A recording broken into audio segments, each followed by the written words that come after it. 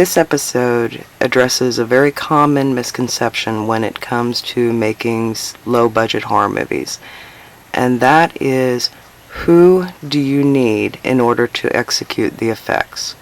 Most novice directors will immediately say they just need a makeup artist. And while this can be true in some cases, it usually is not all you need. Now, a saying I'm familiar with is, all effects people know some makeup, but not all makeup people know effects. A makeup artist, otherwise known as an MUA, specializes in applying makeup to actors. Some are strictly key makeup, which is your beauty makeup or your regular makeup. Others specialize in effects makeup, which can include 3D effects, scars, injuries, and prosthetic makeup. And then you also have body makeup people who are usually skilled with airbrush. Normally for special effects you're going to want somebody who is familiar with injuries, 3D makeups, and prosthetics. Now, prosthetic makeup is a 3D makeup effect technique which usually involves taking a life cast of the actor who is to be transformed, whether it's a really nasty big scar or whether it's turning them into some sort of creature. The makeup artist may have the skills themselves, or they might hire somebody to do the sculpting for them. But basically a sculpt will be done on the life cast, and then that will be cast to create an appliance that will later be put onto the actor. Now, prosthetic makeup is not an easy skill. It's not uncommon to hear that a prosthetic makeup job can take hours, and it can be very boring for the actor. However, an actor in full prosthetic makeup tends to feel his or her character extremely well, and this does help with the performance. So that is one of the big benefits of using prosthetic makeup. Now, your special effects artists are generally your jack of all trades when it comes to building things. These are the people who come up with the designs on how to build a prop that'll look like it's impaling somebody, or how to take off a body part. They also are used for things like creating rain outside and weather events.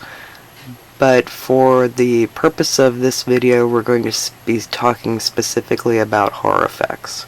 Now, special effects artists are magicians of sorts. They use a lot of illusions in order to create what we call Incam Effects, which are effects that are done right there in front of the camera as you're shooting.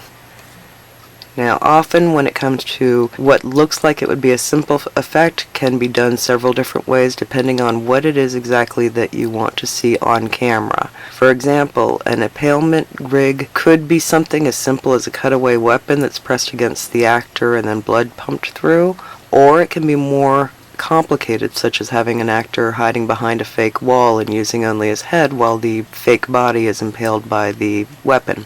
It really depends on what kind of an injury you want, how you want it to look on camera, and what you can safely do to an actor. So it's not uncommon for a special effects department to be made up of 2 or more people. For in-cam special effects, when it comes to creatures, you might end up going the puppet route, which is basically building a creature and then having several people manipulate it to movement. This can get expensive, and it does take a talented team of puppeteers in order to pull off natural movement, but the in-cam effect is very, very organic looking as opposed to a lot of CGI. This can get a little expensive, but sometimes it's cheaper than going with full VFX. Now, VFX is your department that does everything in post-production. This is where your green screens come in and things like that. VFX does your computer-generated imagery. A lot of your modern blockbuster films, you'll see an awful lot of CGI effects. This is your visual effects department. It can take a long time in post-production, and it takes a lot of prep time during production when it comes to setting up green screens and working with motion caption artists and things like that. But the overall effect can be awe-inspiring, but it can also get very expensive. So most very low budget productions, unless they have somebody on their crew that is skilled to some degree in VFX, will generally stick to Incam Effects. Another method is to combine the two by using both practical and visual effects. This is usually done by making up part of an actor. In this example, putting on the monster gloves so the actor can manipulate his hands for a very natural movement, while covering his face with a green screen cloth in order to digitally add the creature's muzzle and facial structure in post-production. Even what looks like it would be a very simple effect can get complicated and require a lot of people. For this example, I'm going to use a decapitation scene. On camera, what we see is the killer with some large garden shears snipping off the head of a victim. Now, what the camera doesn't show you are the three people involved with the effect. The victim himself is not the actual actor, but rather a stunt person who is wearing a green cloth over his head in order for the VFX team to remove his head later on in post-production. This stunt person is able to execute the realistic drop-down. Attached to him is a blood tube that is operated by your blood effects artist, who is pumping blood underneath his clothing and to where the stump is in order to bleed it out.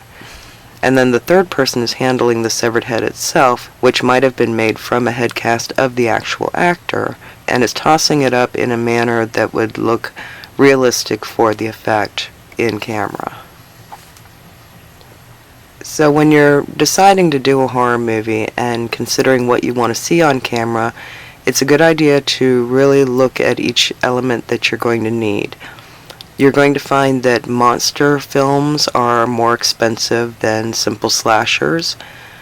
They require a whole group of people working on different parts rather than just one or two people working on just some simple effects. This is always something to consider when you are in development for any type of a movie that involves a lot of special effects. But in conclusion, please don't make the mistake of thinking that a makeup artist can handle all the special effects in your film.